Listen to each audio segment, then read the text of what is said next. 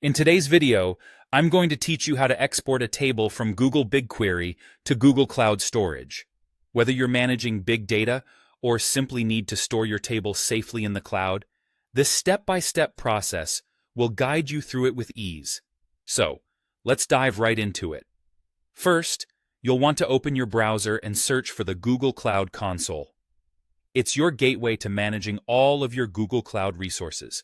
Once you've done that, open the link to the Google Cloud Console. It's essential to be signed in with your account that has the necessary access rights, so make sure you're logged in properly. When you're in the Google Cloud Console, navigate to the BigQuery page. This is where all your data magic happens. You should see a panel on the left. That's the Explorer pane. Here, select your project. Once you've selected your project, you'll also need to choose the dataset that contains the table you wish to export. After you've picked your dataset, go ahead and select the table you want to export. By doing this, you'll open up more options for that specific table. Look closely, and you'll see an Export button appear amongst these options. Click the Export button, and then select Export to GCS, which stands for Google Cloud Storage.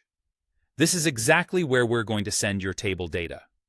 Now, a dialog box will pop up asking for some configuration details. Here's where we specify exactly where and how we want our table exported. The first setting is the GCS location. Click the Browse button. This will allow you to select your destination bucket where you would like your data stored. Don't forget to specify a file name here. Something clear and descriptive can really save you time later when you're trying to locate this file. Next, choose the export format for your data. You have a few options here: CSV, JSON, Avro, or Parquet. Each has its own strengths, so pick one that suits your needs best. If you're unsure, CSV is a popular and widely compatible choice.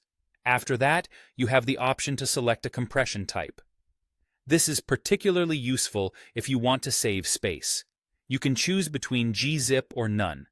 Using gzip will compress the file, which is beneficial for storage, although it might take a bit more time to process during export and import operations.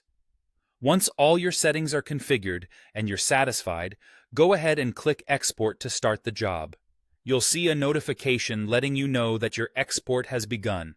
It might take a little time depending on the size of your table, so be patient. And there you have it.